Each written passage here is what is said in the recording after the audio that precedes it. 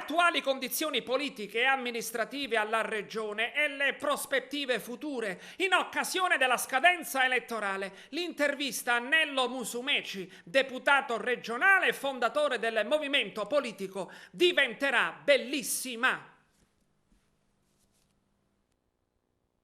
Io ho detto sempre che se dovessi essere il candidato alla presidenza della Regione non temerei i miei rivali, i miei avversari, semmai avrei per loro un motivo di rispetto per tutti, non bisogna mai sottovalutare nessuno, ma la nostra storia è personale, se mi consentite anche questa grande carica di entusiasmo in una geografia politica in cui c'è tanta tristezza, malinconia e voglia di evadere, credo che sia e rappresenti la vera, autentica novità. Quindi noi andiamo avanti con il nostro programma d'intesa con gli alleati, con chi ci vuole stare, per ridare speranza a tanta gente che sembra averla persa negli ultimi anni. Quanto manca per convincere Cuffaro?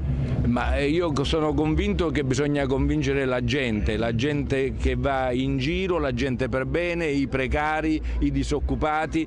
Poi è chiaro che ognuno è libero di porre tutti i veti che vuole, ma io e con me il mio movimento vogliamo rispondere solo alle esigenze autentiche della gente libera, di quella che ragiona con una cultura e con una mentalità diversa rispetto a quella alla quale il centro-sinistra e il centro-destra purtroppo ci hanno abituato per tanti anni nel passato, perché soltanto facendo tesoro degli errori del passato possiamo costruire un progetto politico serio e alternativo. Insomma, il mondo è cambiato, è bene che cambi anche certo modo di fare politica. Oggi si parla di idee, l'idea numero uno di Musumeci per la Sicilia qual è? È quella di ridare la speranza ai giovani. Se un giovane a 20-25 anni è convinto di non potercela più fare, noi abbiamo perso una generazione e questo lusso non ce lo possiamo permettere. E allora il denaro pubblico non è più una ricchezza, non lo è mai stato, ha creato occupazione senza lavoro.